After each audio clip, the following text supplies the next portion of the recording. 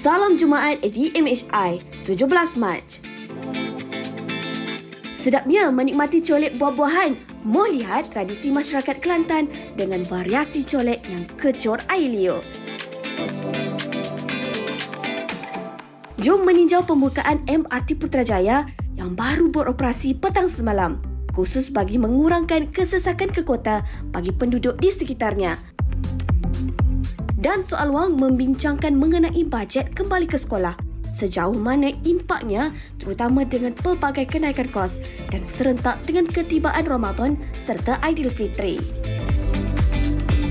Assalamualaikum semua. Salam Jumaat yang penuh dengan barakah. Masya Allah, Haziq. Ya, Masya Allah. Asyik bergaya sungguh awak. Ya, sebab saya tahu yang Daya baru balik daripada Mekah. Ya, betul. Kan? Ya, betul. Saya cakap, saya hari ini nak kena look good. Oh, bagus sangat. Lagi-lagi juga hari ini adalah Jumaat terakhir. InsyaAllah sebelum kita melangkah ke bulan Ramadan minggu hadapan. Bulan yang paling kita rindui sekali. Dan tentunya saya dan Haziq hari ini ada banyak perkongsian dengan anda. Kalau tadi kita tengok, nampak tak saya rasa kecoh air liur. Tengok colek tu. Colek tu. Ya, betul. Itu memang sangat-sangat membuatkan kita rasa macam nak makan colek tu sekarang. Betul. Tapi ada lagi yang penting juga sebab minggu hadapan selain daripada kita masuk bulan Ramadan, 20 hari bulan akan bermulanya sesi persekolahan yang baru. Soalan kami kepada semua di rumah, dah sedia ke untuk anak-anak? Barang-barang dah jumpa ke? Baju dah ada ke? Ataupun mungkin last minute? Ya, nak tanya juga macam mana dengan bajet persekolahan ni? Dah betul-betul safe? Maksudnya dah diletakkan, dah merancang betul-betul berapa nak belanja untuk sesi persekolahan anak tahun ni? Persoalan itu insya-Allah kejap lagi juga Daya dan Haziq akan bincangkan dengan bersama mereka yang mungkin akan beri anda idea. Betul. Oh, macam ni cara nak simpan duit belanja anak. Saving. Yelah, banyak nak belanja. Kan? Betul. Okey, tapi sebelum tu Daya apa kata? Jom kita tengok dulu. Jom, tapi kejap lagi kita bersama dengan Asri. Sekarang kita nak tengok cuaca. Tengok cuaca luar ni. Cuaca di seluruh Malaysia. Di Kuching, Kota Kinabalu, Labuan, Kanga dijangka cuaca baik hari ni. Di Petaling Jaya Kuala Lumpur, kita ada yang cerah. Awal petang. Ada juga yang hujan lah. Awal petang agak hujan sikit. Ya, betul. Di Alor Dijangka cerah. Kota Baru pun sama, Kuantan sama. Ipoh pun kita tengok ada yang hujan, ada juga yang cerah. Maksudnya dekat sini saya tengok cuaca tak menentulah. Ada waktu pagi je hujan, petang cerah kan. Kalau tengok Putrajaya, Air Keruh, Kuala Terengganu, Bayan Lepas dan Kuala Pilah. Ya, sama juga ada cerah lah kiranya. Insya-Allah. Jadi bolehlah rancang perjalanan nak pergi mana-mana ke, nak buat aktiviti apa-apa ya. Wah, ni berita yang luar biasa ke apa dia, Zik? Ini sangat-sangat luar biasa lah. Wah, bukan senang untuk kita menumpaskan Victor Exelsen. Pemain nombor 1 dunia ditewaskan oleh pemain Malaysia iaitu Eun Zeong. Dan beliau menewaskan Exelsen dengan 21-15. 9-21, 23-21 dalam tempoh 69 minit saja untuk melangkah ke suku akhir. Dan yang paling menarik adalah membuat penampilan pertama di kejohanan berprestij ini. All England, betul. Macam mana tu? First appearance terus menggegarkan dunia. Itulah kehebatan Malaysia. Okey, kalau macam inilah insya-Allah kita akan dapat mungkin satu berita gembira. Suatu final. Betul, doa insya-Allah. Mana tahu Eun Zeong akan dapat pergi ke final. Ya, betul. Dan akan mendapat gelaran All England tahun ini. Malaysia lakarkan sejarah lagi hari tu. Tan Sri Mishayo melakarkan nama Malaysia kan. Saya memang rasa semua orang berbangga lah ya. Semua orang happy. Ya, betul. Dan Haziq, sekarang ni bukan kita saja happy. Kita ada seorang kawan. Asri ni di mana ni? Ya, Asri sekarang ni berada di MRT Putrajaya Fasa 2 yang telah pun mula operasinya semalam. Jadi jom kita bersama dengan Asri yang sekarang ini berada di sana. Assalamualaikum, Encik Asri. Tengok buat apa tu? Tengok laluan Putrajaya tu. Putrajaya puasa dan masalah.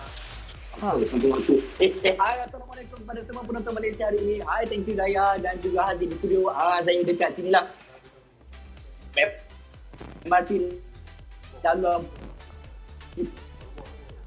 Betul gembira untuk Haziq dan juga Daya dan semua warga kota di Lebah Kelang ini untuk menggunakan laluan Putrajaya yang baru sahaja beroperasi semalam pada 16 Mac. Dan juga hari ini saya nak lihat macam mana keadaannya. Dan ini adalah antara laluan Fasa 2 yang telah digunakan sepenuhnya dari Kuasa Damansara ke Putrajaya Central. Kalau dah pada Fasa Damansara ke Kampung Batu sahaja. Dan kita dapat lihatlah ada beberapa banyak lagi stesen-stesen yang akan digunakan. Jadi khususnya memang kita tak nak memudahkan orang ramai supaya menggunakan MRT, dapat mengurangkan kesesakan lalu lintas yang kritikal seperti orang yang menggunakan laluan lebuh raya di Seremban, di Max dan juga sebagainya. Dan juga semalam saya nak beritahu kepada anda, Perdana Menteri Malaysia Datuk Seri Anwar Ibrahim telah melancarkan perkhidmatan transit aliran massa MRT di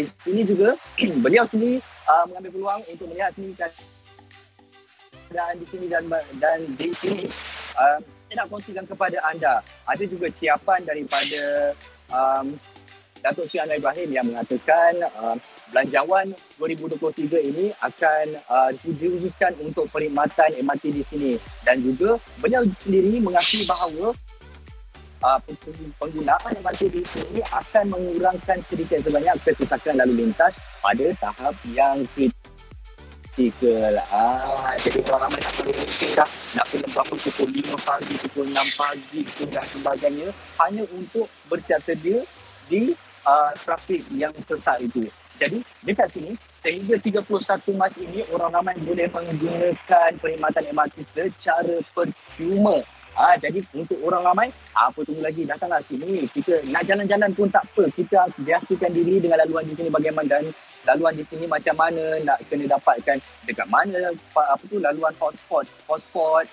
Kalau contohnya laluan spot adalah Sungai Besi dan juga Chan Sao Lim dan juga Ampang Park. Itu antara hotspot lokasi warga kota untuk ke tempat kerja mahu saya tu sedawa pula. Jadi untuk menggunakan perkhidmatan percuma dekat sini, cuma kita menggunakan IT ataupun kad Sashenggo kita, ataupun boleh mendapatkan token yang warna biru tu secara percuma di kaunter seperti yang tengah beraturkan ni boleh tunjuk. Tadi saya sempat juga bertanya khabar antara keluarga yang datang ke sini. Mereka datang sini bukan untuk bekerja, hanya berjalan semata-mata untuk mengenal pasti bagaimana laluan MRT di sini. Dan saya sempat lihat waktu sampai je tadi di lokasi tempat letakkan kenderaan, orang ramai daripada banyak yang kosong tu, dah 3/4 dah kereta dah parking dekat situ semata-mata untuk menggunakan perkhidmatan MRT di sini. Jadi jom kita nak cuba. Boleh ke? Boleh. Cuba Bismillahirrahmanirrahim. Tak boleh. Kad tidak sah. Jadi kalau kad tak sah, apa tunggu lagi? Kita dapatkan token daripada kaunter berkenaan. Jangan susah. Jadi ada sedikit lagi info saya nak beritahu kepada anda. Kalau nak bagi tahu tentang kekerapan dan juga bagaimana MRT ini berfungsi, dalam satu train ada lebih kurang 4 gerabak. 4 gerabak ini boleh memuatkan lebih 1,200 penumpang pada satu masa, dan juga kekerapannya adalah 3.5 minit pada satu masa. Jadi anda tunggu apa lagi, tak sampai 4 minit kita dah boleh naik dan train untuk ke lokasi destinasi. Itu hanya pada waktu puncak. Kalau pada waktu lain mungkin kelewatannya ada sedikit lah. Jadi dah ke? Jadi kita nak dapatkan token percuma untuk kita meninjau arah dekat sini bagaimana dan juga sebagainya kan. Aziz dengan Daya, tunggu apa lagi, datanglah sini. Sekejap lagi datang sini boleh? Boleh. Wah. Boleh kan? Dia nak buat token. Token boleh. 2. Baru nak beli. Kena ambil token. Kalau macam ni kad tak sah, kena pergi jabatan. Kena pergi JPN betulkan balik. Alright, terima kasih bang. Jom. Ya Astri. Bismillahirrahmanirrahim. Kita jampi dulu. Confirm boleh lah. Masih tak sah? Okey, masih boleh. Okay, jom. Sekejap lagi kita nak naik, kita nak tengok bagaimana keadaan di sini. Jadi Haziq dengan Daya, tunggu apa lagi? Jomlah datang sini. Kita jalan-jalan tu tak apa. Kita orang memang teringin sangat nak pergi sana, Asri. Nampak seronok perjalanan Asri tu. Jangan kata ingin datang dulu. Baik, terima kasih Asri. Okey, semoga selamat perjalanan ya. Daripada saya. Bye, Assalamualaikum. Asri ajak kita pergi sana macam sunyi betul dekat sana tu. Lepas tu lagi satu macam siapa agaknya yang akan mengacara di studio. Dia ajak kita pergi naik MRT tu ya? Ya, Asri, kita akan cuba nanti MRT Putrajaya Central. Ya. Fasa 2 yang terbaru yang kalau saya rasa sangat memudahkan ramai orang. Ya, betul. Kita boleh kurangkan kesesakan lalu lintas kan. Ya. Dan tentunya saya rasa semua pun tak sabar nak cuba. Ya. Sikit-sikit lah ya. Selamat mencuba Asri. Kena ingat daripada Putrajaya tu pergi ke Kuasa Damansara terus. Dekat dengan kita ambil awak dekat stesen sana. Okey. Alright, jadi itulah dia. Lintas langsung mungkin agak kami mohon maaf sekiranya line agak tidak berapa baik tadi sebab ialah kawasan baru apa semua kan. Ya betul. Tapi tak apa. Kalau nak tahu sendiri bolehlah kita sama-sama pergi. Cuba. Okey, dan saya dengan Haziq nak bagi tahu juga. Bagi tahu apa? Percuma sampai hujung bulan. Itu yang penting. Percuma masih percuma sampai hujung bulan ni. Jadi anda bolehlah naik MRT tu. Bawalah anak-anak cuba. Kalau anak saya nampak MRT tu kan, nak naik. Kan sama. Ni bila dah percuma ni saya akan bawa naik. Ya, rugi tak ambil peluang ini. Dan sebenarnya kami juga nak bawa anda. Pergi mana? Adik kakak kita nak ke Kelantan. Nak pergi ke festival, mini festival colek dekat Kota Baru Kelantan. Makan colek deh. Makan colek. Sedap dah. Kecoh Alion. Tu kita tengok. Jom. Mini festival colek.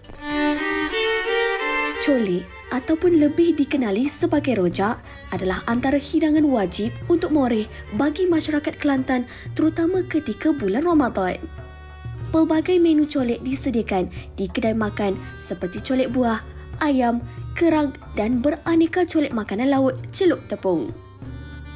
Kepelbagaian hidangan colek menjadi satu keunikan bagi masyarakat pantai timur ini. Baru-baru ini, satu mini festival colek diadakan di Kota Baru Kelantan. Seiring dengan warisan budaya masyarakat Kelantan, acara ini menerapkan ciri-ciri tradisional melalui pemakaian busana Melayu dan dihiburkan dengan persembahan paluan gendang dan nobat bagi menghidupkan suasana seolah-olah kembali ke zaman dahulu.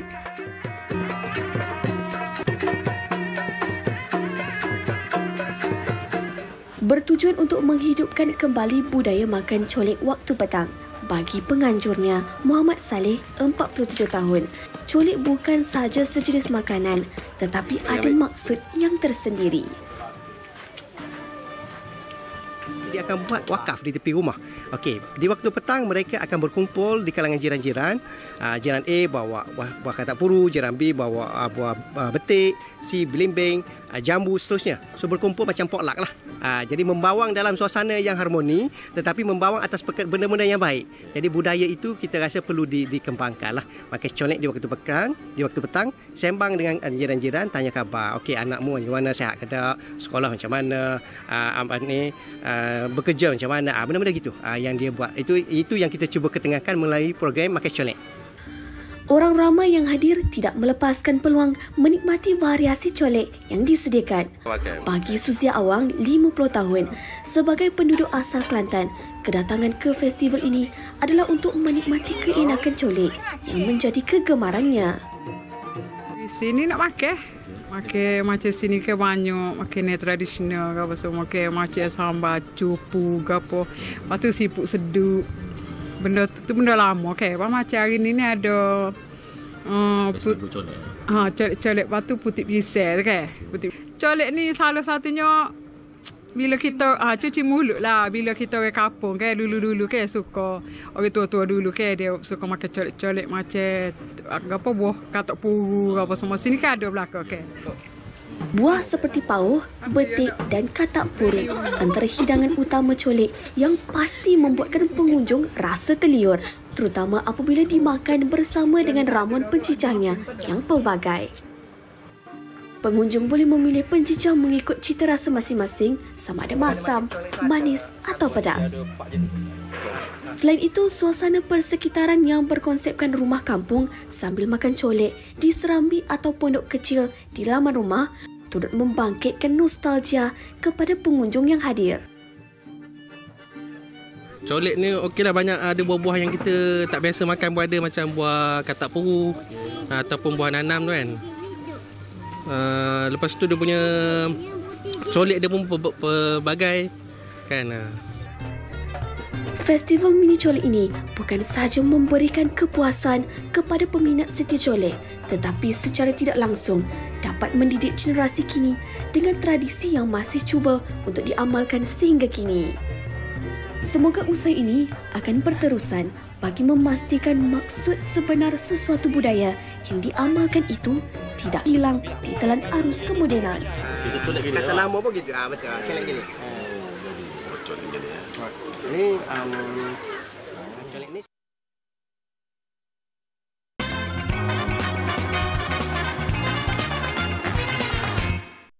Baiklah, kembali bersama kami di Malaysia hari ini. Dan saya dengan Haziq ada bercakap tadi tentang... Anak awak umur berapa? Anak saya belum lagi lah masuk sekolah. Belum lagi. Anak saya tadika lah. Berusia 5 dan juga 6 tahun dan memang perlu masuk tadika. Bagi saya, pembelajaran itu pun dah kira agak tinggi. Maksudnya kita memikirkan lah kan. Kena fikir juga lah, nak kena buat perancangan perbelanjaan lah. Perancangan kewangan. Jadi kepada ibu bapa yang sedang menonton kami di Facebook MSI, apa kata anda share juga dengan kami bagaimana anda rancang pembelanjaan kembali ke sekolah anak-anak kita. Ya, betul. Dan sebenarnya kami juga ada kongsikan sedikit bingkisan video untuk anda itu tentang laporan perbelanjaan ibu bapa untuk anak-anak ke sekolah. Jadi kami laporkan untuk anda sekarang. Silakan.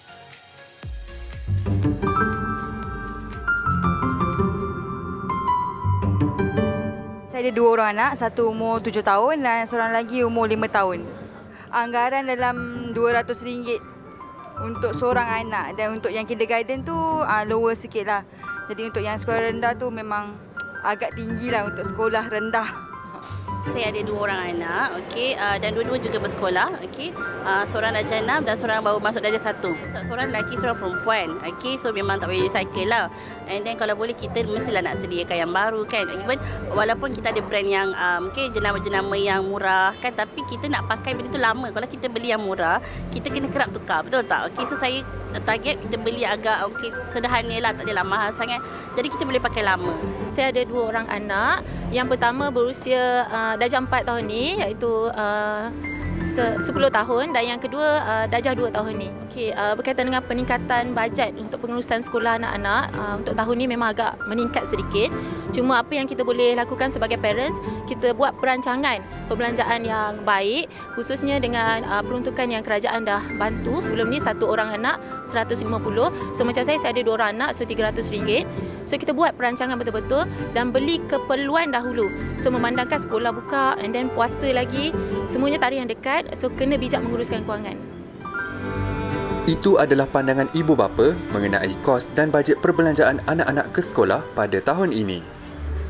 Berdasarkan satu kajian yang dilakukan oleh sebuah badan insurans terkemuka, secara purata, anggaran kos bagi membesarkan seorang anak di Malaysia adalah daripada RM400,000 sehingga mencecah jutaan ringgit. Kos ini bermula daripada perbelanjaan bersalin, persekolahan sehingga habis pengajian di universiti. Tetapi bergantung kepada seberapa banyak ibu bapa mampu melabur untuk anak-anak mereka. Menurut Presiden Persatuan Pengguna Melayu Malaysia, PPMM, Muhammad Afiq Salim, berdasarkan tinjauan yang dilakukannya mendapati harga pakaian sekolah meningkat sehingga 20% di sekitar Lembah Kelang. Oleh itu, kru MSI melihat sendiri di beberapa pasar raya di sekitar Kuala Lumpur, harga purata bagi barangan keperluan sekolah yang dijual. Rata-rata, harga yang dijual masih berpatutan iaitu serendah belasan ringgit, tetapi boleh mencecah sehingga ratusan ringgit untuk satu set pakaian sekolah bergantung kepada jenis dan jenamanya. Bagi Arba'in Maula Doal Mas, 36 tahun, seorang ayah yang mempunyai 2 anak berusia 7 dan 10 tahun. Menurut Arba'in, tahun ini agak mencabar baginya kerana bajet untuk ke sekolah semakin bertambah dek kerana kemasukan seorang lagi anaknya ke darjah 1. Beza tu dah tentu banyak lah, sebab kalau dulu saya boleh spend seorang anak RM1,000, kami sekarang ni kena dalam dekat RM2,000 ataupun RM2,500 lah untuk 2 orang anak. Mana sekolah agama, sekolah kebangsaan, mana lagi nak bayar yuran sekolah, pendaftaran baru, apa semua. Benda yang sama tahun lepas, harganya RM10 tapi tahun ni dah naik jadi RM15, RM20. Contohnya macam tu lah. Macam dulu baju sekolah agama bawah RM40. Sekarang satu set bagi sekolah agama pun RM40. Belum termasuk samping, belum termasuk songkok. Berasal dari Muar Johor dan menetap di Selangor, dia berharap dengan bantuan yang diberikan oleh kerajaan sedikit sebanyak dapat meringankan bebannya. Sekolah pun start hari Senin. Jadi banyak barang yang limited dah tak ada, semua dah banyak sold out. Saiz pun tak banyak. So masih lagi mencari-cari lagi ke antara kedai ke kedai lah. Saya rasa lah sediakan macam voucher baju sekolah untuk anak-anak, kasut ke, sebagai bantu rakyat lah. Yang orang kata tak banyak sikit dapat meringankan beban rakyat ni. Sekurangnya kalau ni bawa anak 2, kalau ada anak 5 contoh, makin besar belanja. Mempunyai 4 anak yang masih bersekolah agak mencabar daripada segi perbelanjaan, terutama dengan peningkatan sesetengah barangan sekolah pada tahun ini. Itulah yang perlu dihadapi oleh seorang ibu, Nini Wahida Muhammad Nur, 39 tahun. Anaknya, 3 lelaki dan seorang perempuan, 2 berada di sekolah menengah rendah dan 2 orang lagi di sekolah menengah atas. Semualah. Macam yang sekolah menengah, semua kena baju baru dah, semua kain, kasut, semua keperluan dia semua baru.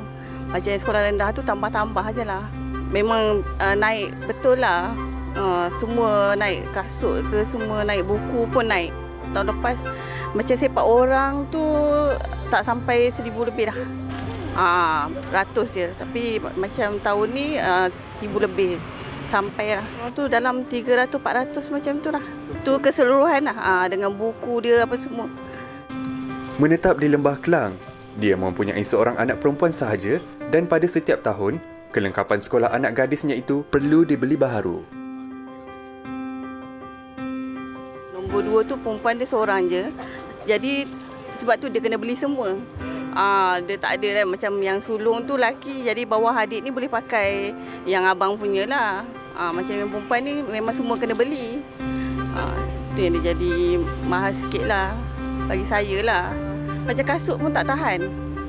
Diorang balik sekolah jalan kaki, memang tak tahan dia punya tapak tu. Memang setiap tahun kena beli. Beg pun tak tahan, cepat koyak. Isu perbelanjaan kewangan, terutamanya bagi ibu bapa yang mempunyai anak bersekolah yang ramai, adalah perkara yang serius. Jika kelengkapan persekolahan yang perlu ada tidak dapat dipenuhi, emosi anak-anak ke sekolah mungkin boleh terjejas. Kegagalan membuat perancangan lebih awal antara punca berlakunya situasi panik ibu bapa apabila terpaksa membuat persediaan perbelanjaan persekolahan ketibaan Ramadan dan Aidilfitri pada tahun ini. Prinsip ukur baju di badan sendiri dan utamakan perkara lebih penting perlu dijadikan panduan dalam menguruskan perbelanjaan seharian agar tidak membebankan pada masa hadapan.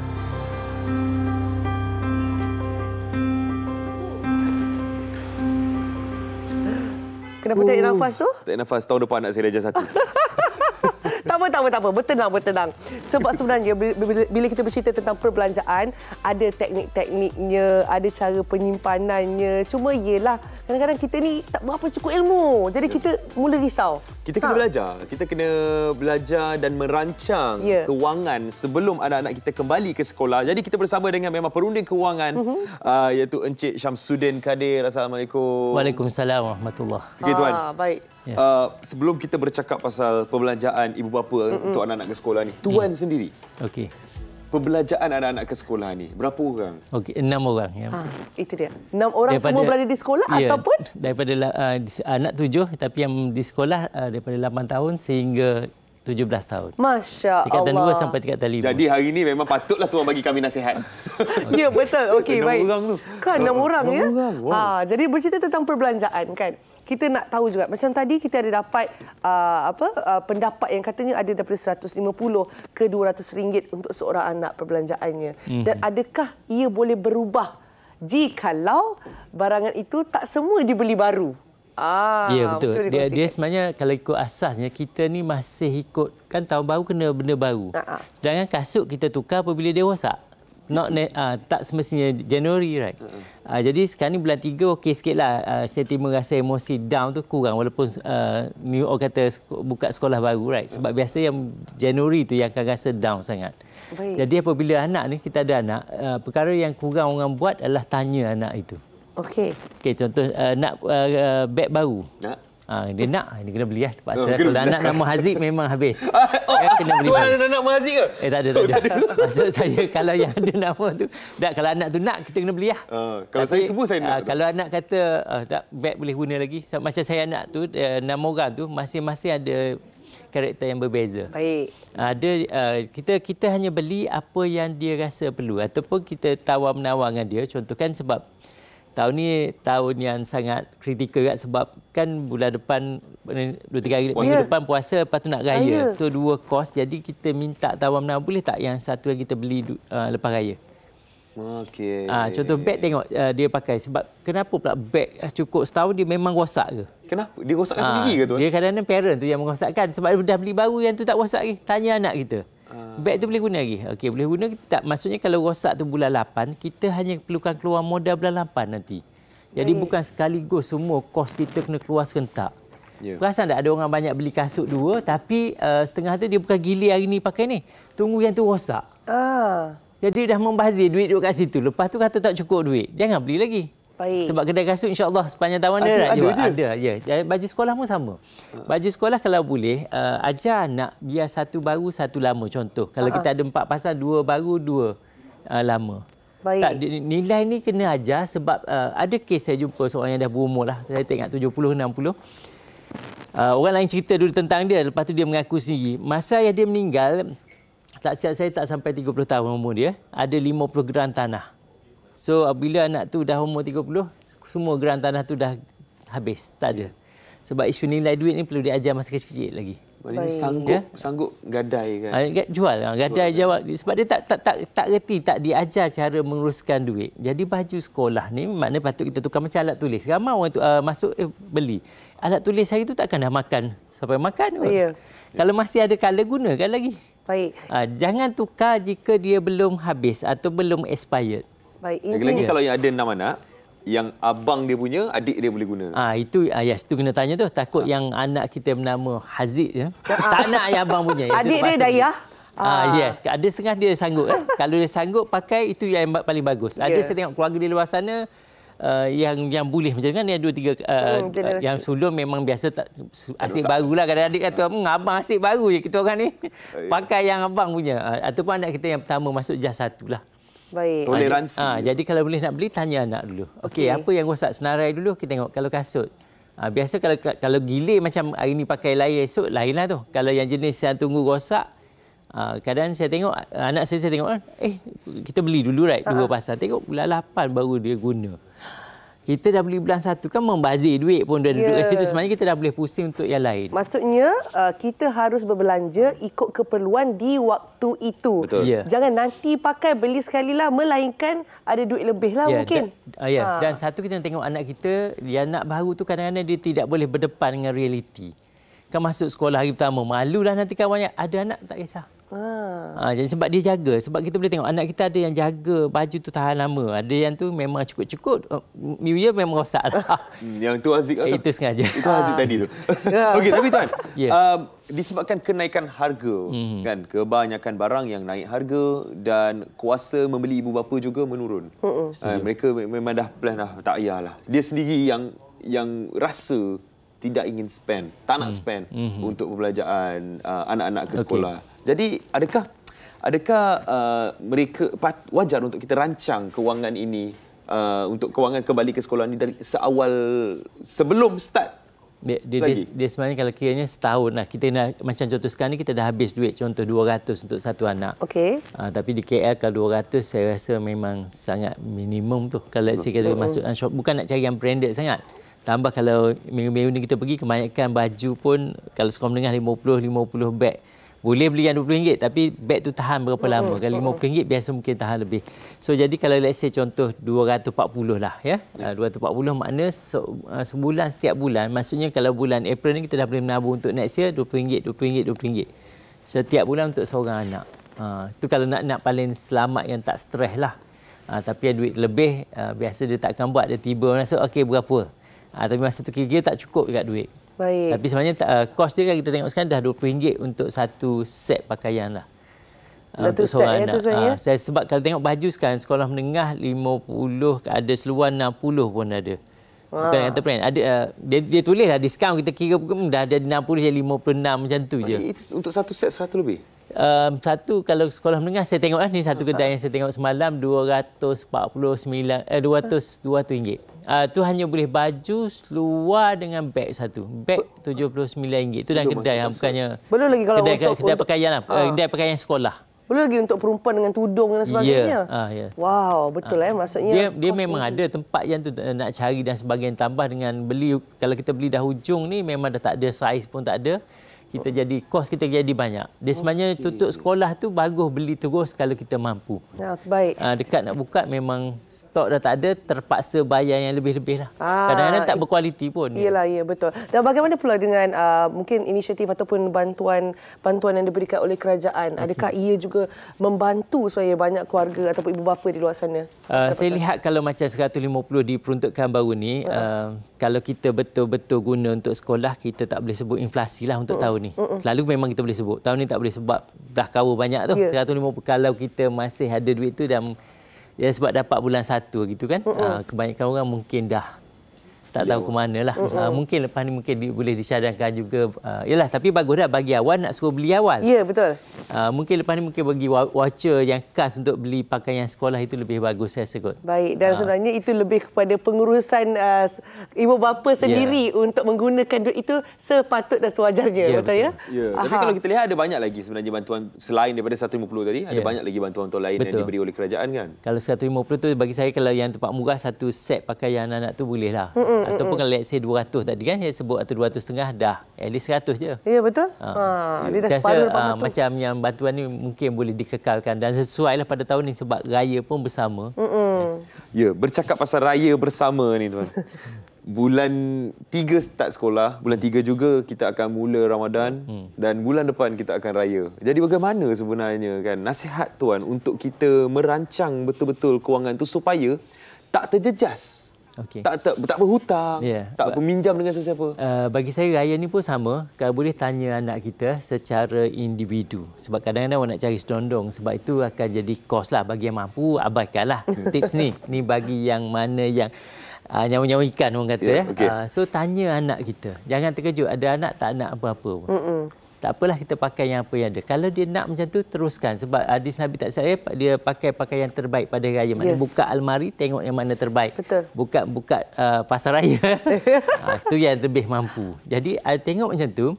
Dan kalau nak buat win-win situation pun boleh. Okey, siapa nak pakai pakaian lama, ayah bagi 30 atau RM50. Kan baju baru 100 ringgit. Wah, bijak ni, bijak. Saya pernah buat tahun lepas punya sekolah. Ada reward. Reward. Siapa pakai beg lama, dapat ni. Dan dia pun pastikan beg tu jadi tahan lama. Kalau tak ada reward, beg tu akan cepat rosak. Sebelum akhir tahun dah koyak sana, koyak sini. Sebenarnya psikologi je. Bila ada reward, dia akan tahankan beg tu apa semua lebih lama. Dan pastikan nak tukar pensel color anak kita sebolehnya lah. Kalau kita nak disiplinkan, boleh ganti baru bila bagi yang pendek. Lagi tak ada tu, tak ada guna duit poket dia untuk ganti. Dah kentok tu. Dah kentok, right. Tapi setengah hilang guna duit sekolah. Baik. Kita kena disiplinkan dua-dua. Kita pun sama kan, apabila habis duit duit gaji awal, right? Sampai kita terpaksa minum air paip besi ya. Maksudnya kita yang kena disiplin sendiri dan juga kena bijak dalam merancang perbelanjaan serta pandai bermain psikologi dengan anak-anak. Ini yang paling saya suka sebenarnya. Itulah tips belajar daripada pengalaman. 6 orang yang sedang bersekolah. 6 daripada 7 yang bersekolah pada tahun ini. Terima kasih ucapkan kepada Tuan Syamsuddin Kadir, seorang pengundi kewangan. Banyak yang kita boleh belajar sebenarnya daripada Tuan Syamsuddin. Nanti saya akan tuntut ilmu lagi. InsyaAllah, saya suka. Baiklah, kita akan berehat sebentar. Sebentar lagi kita akan bersama kembali dalam Malaysia hari ini. Jangan ke mana-mana.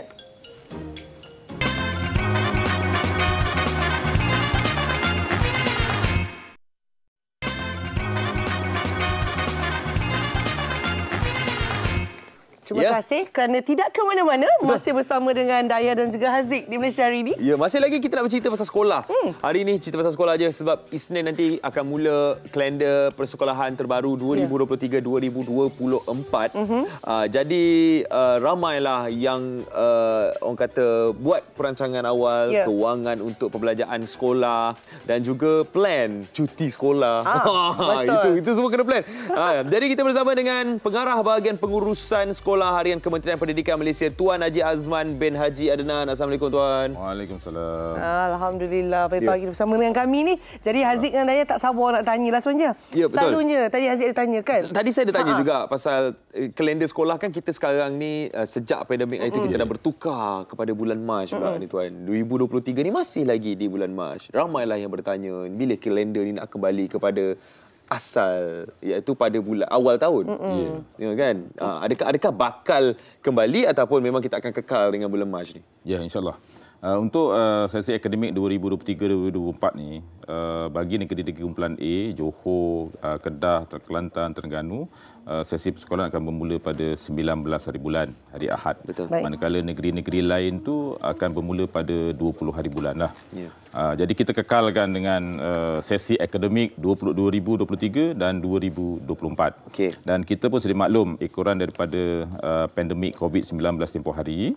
Apabila timbul isu-isu learning loss, learning gap kepada anak-anak kita kerana mereka tak dapat hadir ke sekolah secara bersemuka, maka kalender akademik itu dipanjangkan sampai bulan 3.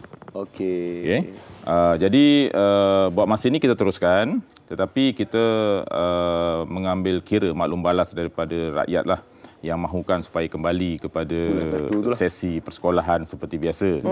Dan untuk itu kita kena mengambil kira banyak faktor lah. Pertamanya dalam akta pendidikan kita, sesi persekolahan ini mesti sekurang-kurangnya 190 hari setahun. Dan untuk itu apabila kita nak mengubah kepada sesi persekolahan, kita kena kurangkan tempoh cuti cikgu dan sebagainya lah. Jadi kita akan buat secara berperingkat dan kita insya-Allah kita akan pastikan nanti satu hari kita akan kembali kepada sesi persekolahan seperti biasalah.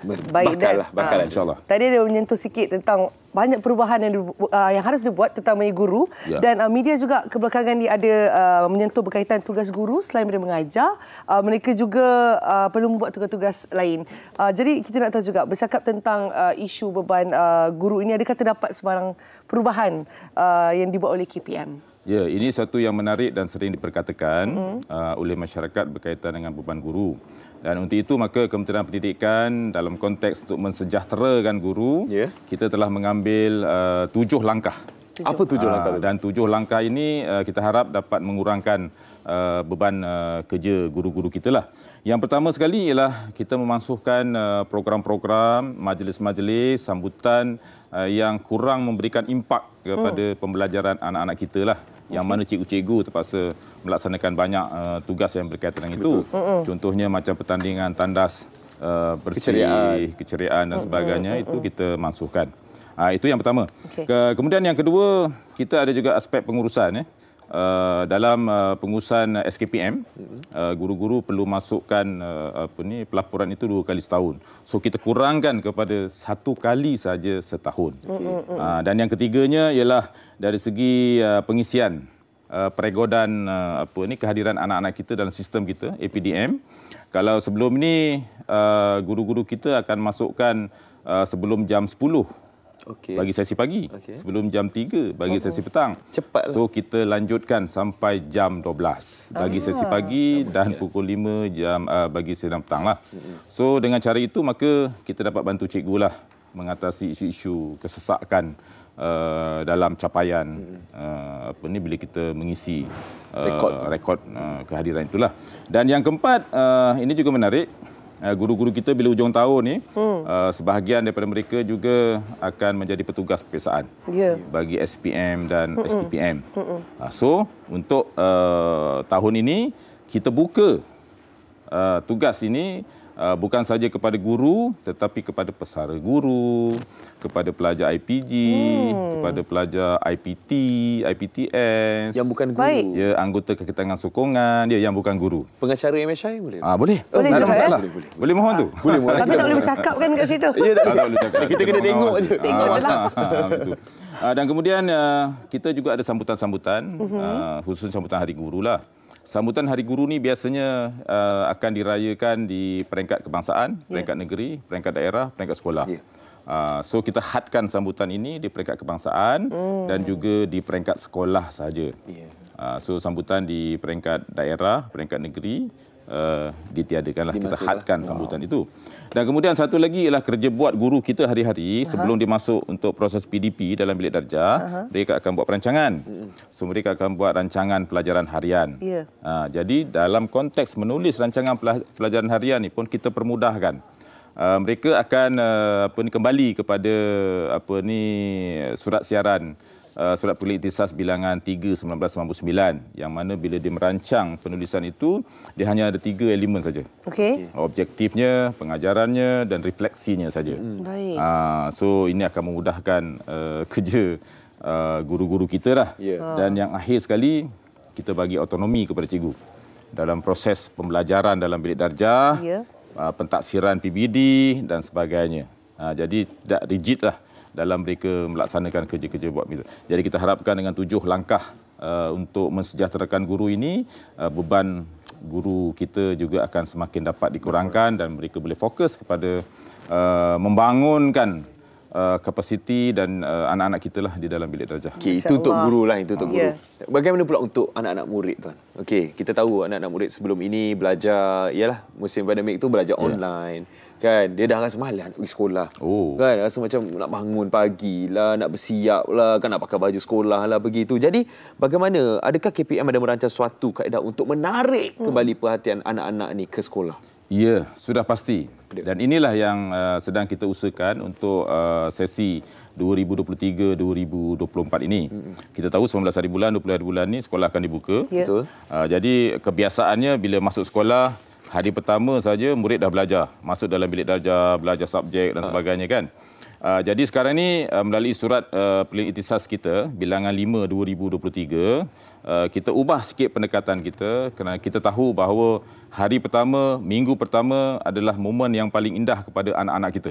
Khususnya kepada anak-anak tahun 1 yang baru masuk ke sekolah dan sebagainya kan. Jadi kita mesti wujudkan satu suasana yang menyeronokkan, yang ceria, yang menggembirakan. Jadi ianya menjadi satu tarikan kepada anak-anak kita untuk hadir pada hari itu dan hari-hari seterusnya. Tak kenal maka tak cinta. Hari pertama seharusnya anak kita dah jatuh cinta kepada sekolah. Jadi untuk itu kita memberikan autonomi kepada pihak pengurusan sekolah untuk melaksanakan pelbagai program yang boleh menyantuni anak-anak kita. Kerana yang paling penting ialah minggu pertama itu kita nak pastikan bahawa anak-anak kita ni yang kita harapkan menjadi anak yang baik dan cerdik ini akan gembira bila berada di sekolah. Dan peringkat awal inilah yang akan menentukan dari segi adab anak-anak kita, akhlak anak-anak kita dan juga motivasi mereka untuk seterusnya berada di sekolah. Jadi banyak program yang akan diaturkan oleh pihak sekolah yang bukan saja melibatkan murid tapi juga guru, malah ibu bapa penjaga. Boleh juga. Ada perancangan aktiviti. Jadi dalam tempoh 1 minggu tu sekiranya ini berdasarkan kepada lokaliti sekolah lah, sesuai program. Sekiranya dalam tempoh 3 hari itu dah boleh dimulakan dengan PDP dalam bilik darjah macam biasa, dia akan teruskan. Itu bergantung kepada sekolah. So ini autonomi yang kita berikan kepada pihak sekolah dan kita harapkan dengan cara ini murid-murid kita akan gembira datang ke sekolah. InsyaAllah. Saya pasti memang anak-anak akan rasa teruja sebab pendekatan pertama. Kan yang pertama tu yang mereka akan rasa wow seronoknya sekolah. Itu yang cuba dicapai ya. Dan seterusnya itu tentang pemakaian. Isu pemakaian ni, adakah murid-murid diwajibkan memakai pakaian seragam dan juga kasut sekolah pada hari pertama? Manakala dia kena bersosial dulu? Okey, tadi saya sebutkan pada minggu pertama ini pihak sekolah akan melaksanakan pelbagai macam aktiviti dan program yang sesuai untuk anak-anak kita. Jadi program itu tidak semestinya anak-anak kita akan memakai uniform sekolah seperti biasa itu. Sebab dalam keliling kita pun menyatakan anak-anak kita ini boleh memakai uniform sekolah, boleh memakai pakaian beruniform, boleh juga memakai pakaian sukan. Jadi ini kita pulangkan kepada pihak sekolah. Bagaimanapun, sekarang ini kita maklum bahawa negara kita masih lagi dilanda banjir. Negeri Pahang, negeri Sarawak, negeri Johor. Walaupun Pahang dan Sarawak sudah pulih, tapi di negeri Johor masih ada lagi lah daerah-daerah macam di Batu Pahat dan sebagainya. Jadi bagi anak-anak kita yang terkesan dengan banjir ini, kita fleksibelkanlah. Kan? Yang paling penting ialah dia datang ke sekolah, pakai pakaian yang kemas dan sopan. Okey, bagaimana dengan waktu persekolahan pula tuan? Adakah untuk waktu persekolahan masih sama lagi macam sebelum ni? Sesi pagi contoh pukul 7, 7.30? Ya. Waktu ni sama ada pukul 7 atau 7.30 ni kita pulangkan juga pada sekolah. Mungkin ada perbincangan dengan PIBG, kesesuaian sebab lokaliti ni berbeza antara sekolah dengan sekolah. Yang paling penting ialah jam 7 atau jam 7.30. Yang penting waktu anak-anak kita berada di dalam bilik darjah itu adalah selari dengan tempoh masa pembelajaran yang ditentukan dalam kurikulum kita. Supaya tidak berlaku defisit pembelajaran kepada anak-anak kita. Dan saya tertarik tentang beg sekolah. Isu beg anak berat kan katanya. Ada yang kata beg anak terlalu berat ni. Jadi macam mana? Boleh ulas sedikit dalam perkara ni, Tuan Haji? Okey, ini juga yang sentiasa diperkatakan oleh masyarakat tentang beg berat ini. Dan sebenarnya dalam konteks beg berat ini, KPM telah pun ada inisiatif untuk menyelesaikan dan mengurangkan isu-isu ini. Antaranya yang pertama sekali ialah kita melaksanakan loker, bekalan loker di sekolah-sekolah, khususnya sekolah 2 sesi lah. Terutama murid tahun 1, tahun 2 kita bekalkan dengan loker. Jadi dengan adanya loker tu dapat menyelesaikan isu. Bagi beg berat ni kebanyakan isunya berlegar kepada anak-anak kita pada tahap 1. Betul. Tahap 1 yang sebenarnya perlu dibimbing bukan saja oleh guru tapi juga oleh ibu bapa, kerana faktor beg berat ini mesti bermula dari sekolah, daripada rumah. Kan? Jadi kita sebagai parent pun kena tengok apa yang anak kita bawa dan sebagainya lah. Dan langkah kedua yang telah dilaksanakan oleh Kementerian Pendidikan ialah dari segi jadual waktu. Kan? Jadi kita hadkan dalam satu hari pembelajaran itu 3 atau 4 mata pelajaran saja. Jadi buku teks, buku aktiviti, buku latihan yang dibawa oleh anak-anak kita jadi kuranglah. Yang itu. Dan yang ketiganya buku latihan lah. Buku latihan. Kadang-kadang anak kita ni buku latihan ni semuanya dibawa. Jadi kita hadkan buku latihan tu kepada dua buah saja bagi satu mata pelajaran, dan halamannya pun kita tetapkan pada 80 halaman saja. Tipis. sikit. Kalau ikut rasanya banyak lagi yang kita ingin Tuan Haji kongsikan dengan kita ni kan, tapi waktu mencemburu hilang. Sekejap je dah pukul 10.25 pagi dah. Bila borak dengan Tuan Haji Azman ni memang kita rasa macam nak borak panjang lagi. Lagi-lagi kita ni akan ada anak yang bakal bersekolah tak lama lagi. Jadi Tuan, nanti kita akan set lagi. Kita buat lagi ni perbincangan ni lagi di MSI. Boleh Tuan? Boleh, itulah dia pengarah bahagian pengurusan sekolah harian Kementerian Pendidikan Malaysia, Tuan Haji Azman bin Haji Adnan, sebab sudi bersama dengan kami. Terima kasih banyak-banyak. Terima kasih banyak. Terima kasih Tuan. Jadi kita nak berehat seketika lagi ni, Dayah. Betul. Sempat lagi nak rehat ni? Ada lagi ya. Selepas ni kita akan kembali. Terima kasih. Kita jumpa selepas ini.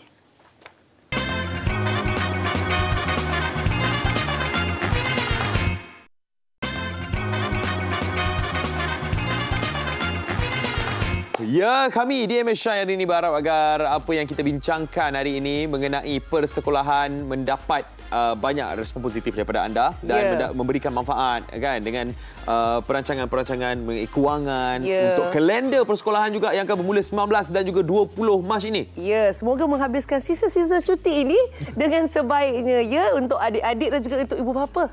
Cakap pasal sisa-sisa cuti ni, besok saya nak ajak memanah. Awak nak ajak mana? Saya nak ajak awak mana? Saya pandai memanah, tapi memanahkan hati awak. Wow. Ya. Jangan begitu, Aziz.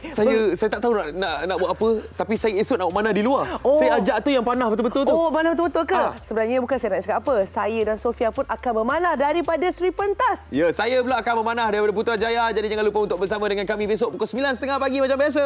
Betul. Dan tentunya sebenarnya Haziq nak bagi tahu kepada anda semua, kalau ada waktu bila menonton kami, tolonglah komen di ruangan Facebook kami Malaysia Hari Ini. Mana tahu ada yang nak cuba memanah esok, boleh komen situ. Wah, bestnya nak cuba. Siapa yang selalu memanah? Saya nak ajaklah yang mana selalu manah tu, jom jumpa di Putrajaya besok untuk kita memanah bersama-sama. Dan ia juga adalah satu sunnah. Sangat bagus untuk kesihatan. Jadi, kita jumpa besok. Jaga mata, jaga hati. Malaysia Hari Ini. Assalamualaikum. Bye.